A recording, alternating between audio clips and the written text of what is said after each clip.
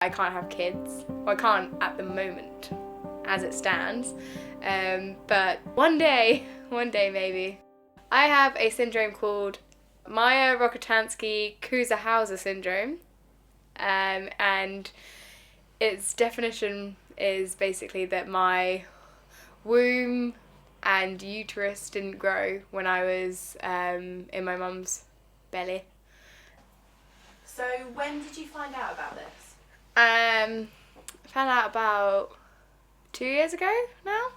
I must have been about 18. Yeah, because I found out right before I came to uni. So, yeah, just turned 18. So I went to my doctor and thought it was a bit weird that 18 I still hadn't had a period. And I mean, there's lots of people that don't have periods for other reasons. Like, they just start really late. Like, my auntie started at she was 18, I think. So it was quite, in our family, it was quite common to start late, so we didn't really think anything of it. But, yeah, so we went to the doctor, and then she investigated.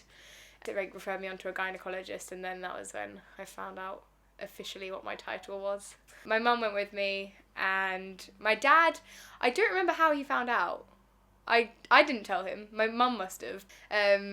But yeah, so mum came with me, and it was very emotional. Very emotional. Initially, I was like, oh, that kind of sucks. It's weird, because, at the age of 18, I'm not thinking about kids. I'm not thinking about, my future and, my husband and my family, because that's not on the table at the age of 18. How did your parents react? I hear your mum and dad had completely different reactions on the verdict. My mum's a very strong person. My mum puts up a front. When she finds out something emotional, she kind of doesn't shut off, but she kind of says, okay, that's it, we have to get on with it. And so in some respects, I've been very much like my mum. I've just kind of got on with it. I can't change it, so there's no point getting upset about it. My dad is a very strange character. He doesn't show emotion a lot, but when he does, it comes in like floods. Yeah, so no, my dad, he didn't really say anything other than he sort of cried a bit and said, it doesn't change anything, you're still who you are. And so my dad was very emotional. My mum cried a lot, initially, and then within the next week or something, me and my mum will make jokes about it, because that's how we deal with it. Humour's our thing. I have a completely normal childhood. I was like any normal kid. You look back at the photos of me and I'm a really ridiculously chubby toddler. I got into fights with my big brother. I was the little annoying little sister that he didn't want around because I would embarrass him in front of his friends.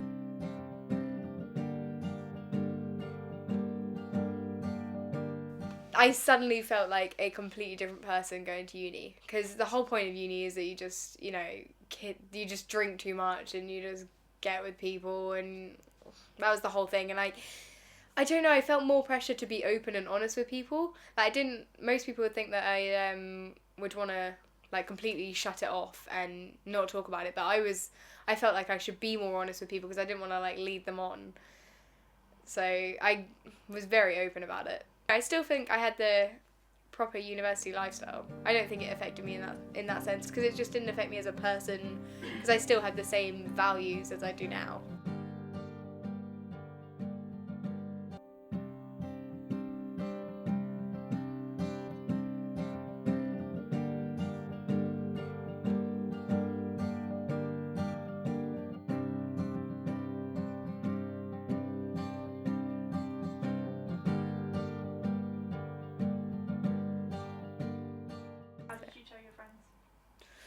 Oh, how did I tell my friends? I told my friends Meg and Lily when we were having a drunken night in Spoons.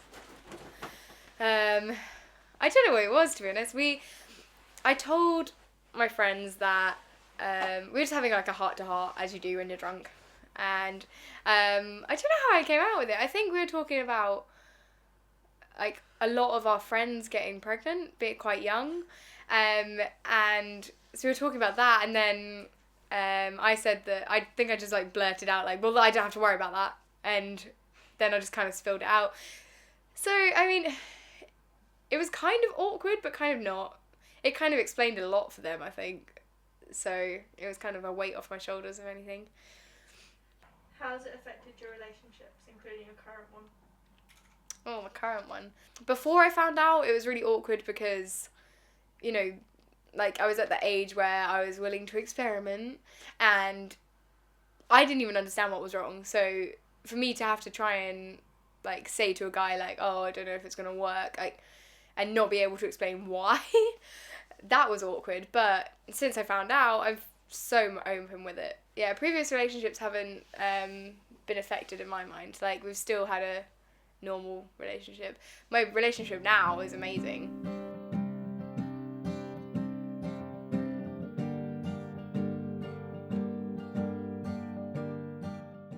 I told my boyfriend after like 2 weeks of meeting him, so very open about it.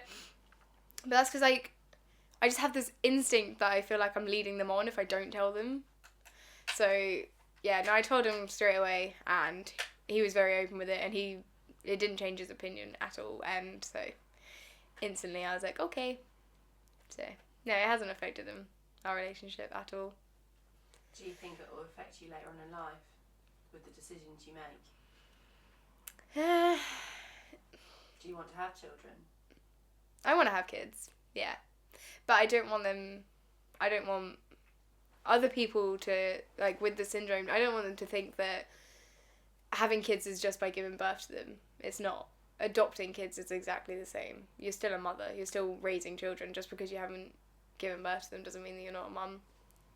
So through what you found out about yourself, have you become more open to adoption then? Yeah, I've definitely become more open to adoption.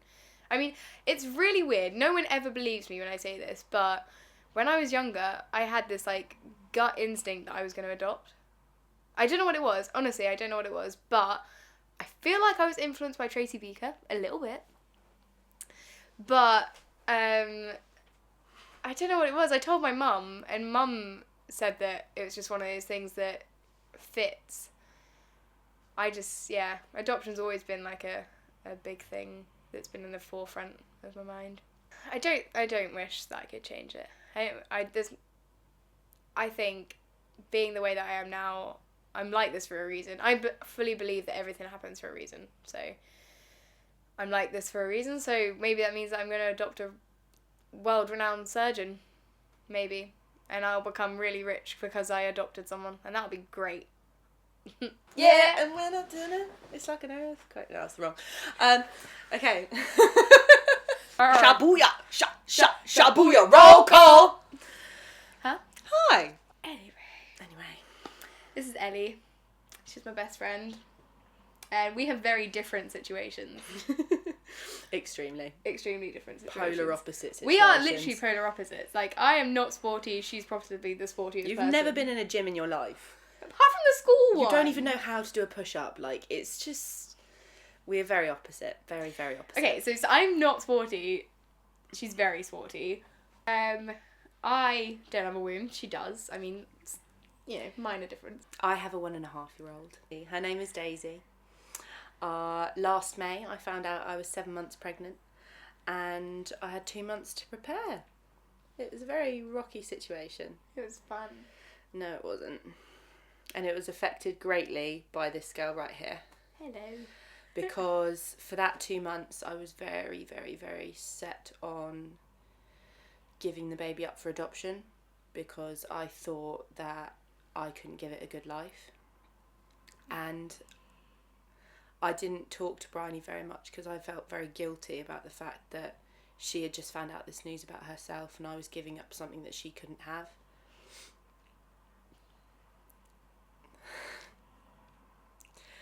And it was horrible because when I found out about Bryony, I told her I'd be her Phoebe, from Friends. And it was just a smack in the face to find out that I was pregnant, and to tell your best friend. And something like that was the hardest thing I've ever had to do.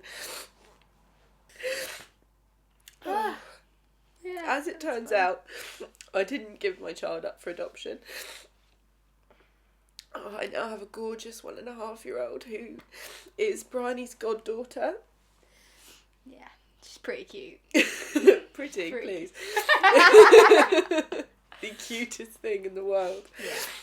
How's Daisy impacted your life? Oh, how has Daisy impacted my life? Daisy is like a ray of sunshine until she screams. Yeah. No, she's made me think a lot more about how different everyone's situations can be. Like the fact that you didn't find out till 7 months. That's not a normal situation. We've never been normal, but that's not a normal situation anyway. But she's impacted it in that just, I think more about like serious relationships. No matter what happened, even if Ellie did give Daisy up, then it wouldn't have changed. I wouldn't have thought of her any less. I wouldn't have thought of her any better. It wouldn't have changed anything. And if Daisy had been given up, like, you wouldn't be the same person you are now. You're a lot stronger now. But because of how you've dealt with it, you've been able to move on with your life. Yeah. And have relationships and be a completely irregular person. Yep. I started reaching out to people with the syndrome like a couple of months ago, and so I started reaching out to like support groups and stuff, and I found a support group, and they're called Beautiful You, and they are basically just like a group where you can post your story, people can relate to it and reply to you and then talk to you. And then I posted on there saying about like my story and how I found out, and then a girl called Samantha from New York in America messaged me back, and we just started talking, and I really hit it off with her, and it's insane how similar our stories are. Good. How are you? Good? Yeah, okay. Not bad. I love the collection in the background. So how old were you when you found out? 18. Similar age. Yeah. Yeah. In fact, yeah, exactly. Yeah, I was 18. Yeah, I was 18. I had been trying to find out since I was 16. Yeah, so I was 18. I was trying to find out since I was 16. Wow. Yeah, so that's the whole, with the two awful, well, one really awful experience. Like people at work, they know, because it's just really like 3 of us, and my old boss, she also can't have kids for a completely different reason, but so she adopted 2 sons. So we kind of talked about it, it helped a lot. I mean, it was completely different, but it was kind of nice just having someone that knew the struggle.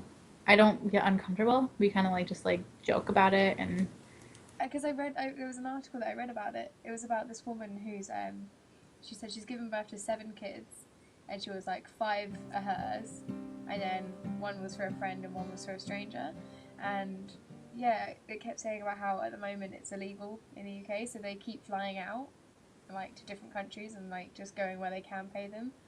You'll also have to tell me if you go to New York. Yeah, definitely. And then I'll just like swoop down and be like, hey, this isn't awkward at all. We can do the drunk chat. Yeah. With people sat around. All of my college friends who put me through that to like sit around us. Eric can sit on it. Your boyfriend can sit on it, and it'll be great. And just I'm so game. Yeah.